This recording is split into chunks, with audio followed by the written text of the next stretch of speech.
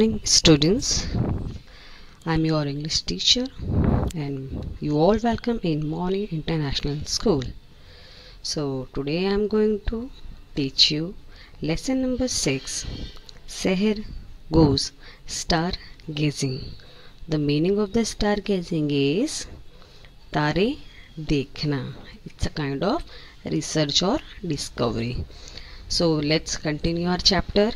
Look at the first para. On a cold day in November, Seher and her father were heading towards Sariska Small Wildlife Sanctuary. Students, this is sanctuary. It means जहाँ पर हम तारों की खोज करते हैं.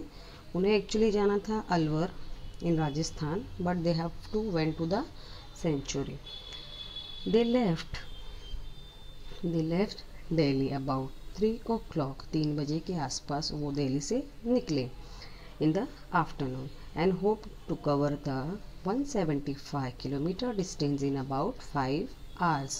और उनको ऐसी आशा थी कि 5 घंटे में वो सफ़र को तय कर लेंगे. However they were not going to Sariska to see wild animals. Actually वो वाइल्ड एनिमल्स देखने के लिए नहीं जाने वाले थे. उनका जो होप था वो कुछ और ही था. बिकॉज ऑफ शहर को क्या करना था एक्चुअली, ये चीज़ स्टार गेजिंग, ये था तारों की खोज करना था. वाइल्ड लाइफ तो सिर्फ एक बहाना था. फाइनली वो स्टार गेजिंग के लिए वहाँ पर आई थी. Look at the next para. Armed with their star charts and a good telescope, they had set out to look more closely at the Great Bear, a constellation in our galaxy, the Milky Way. It means वो अपने साथ क्या ले गई थी? एक telescope, star chart, okay, जिससे वो तारों को और अच्छी तरह से देख सके और जान सके. They had set out to look more closely at the Great Bear. उस टेलीस्कोप के ज़रिए उसे तारे और क्लियरली दिखाई देते थे, इसलिए वो ये सब सामान अपने साथ ले आई थी. अ कॉन्स्टेलेशन इन आवर गैलेक्सी, जो हमारे गैलेक्सी में तारों का एक झुंड होता है, ग्रुप होता है, जिसे हम मिल्की वे में देख सकते हैं. ओके स्टूडेंट्स, ये सब जानने के लिए शहर अपने फादर के साथ अलवर इन राजस्थान आई थी. ओके, चलो नेक्स्ट पैरा में देख लेते हैं.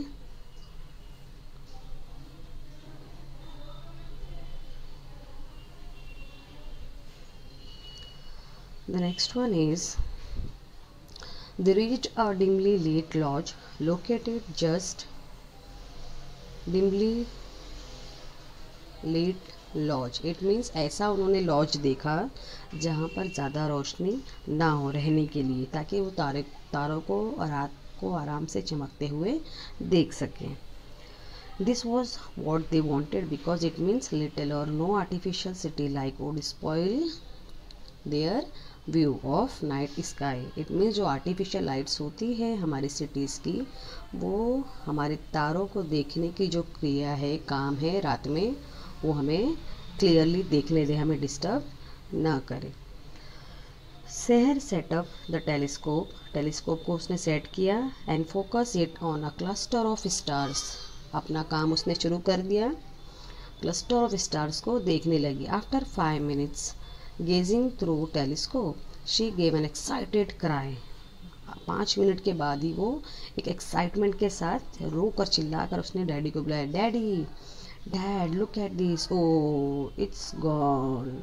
इट मीन्स जैसे उसने वो स्टार्स को देखा और इमीडिएटली वो डिसअपियर हो गए. जैसे ही पापा वहाँ पर आए तब तक वो जा चुके थे. Her father also saw it.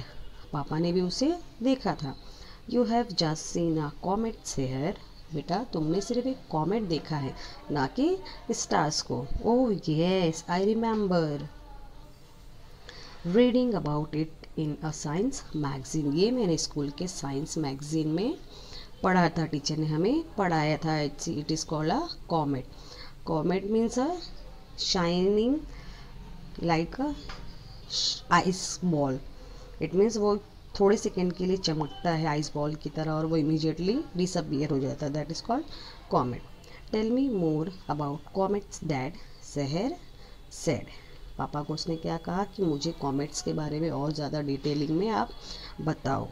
Okay, so student, let's moving our next para.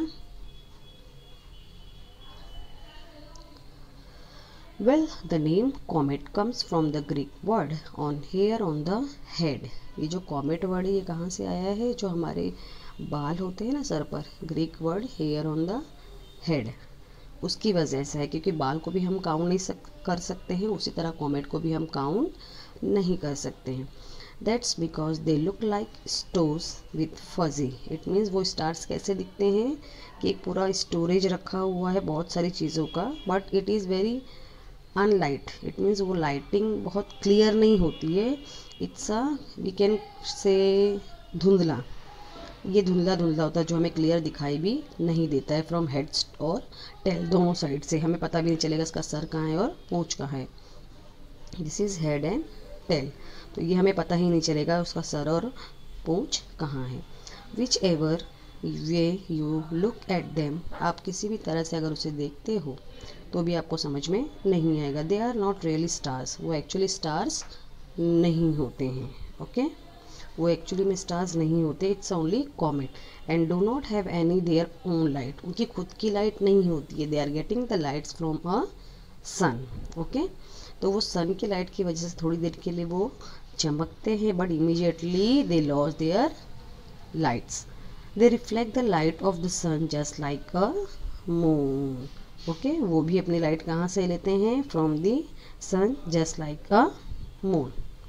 Okay, next moving ahead. If a comet is not a star what is it, ask Sahar. अगर कॉमेट स्टार नहीं है पापा तो ये क्या है? You can think a comet as a ball of ice, dust and a small piece of rock going around the sun।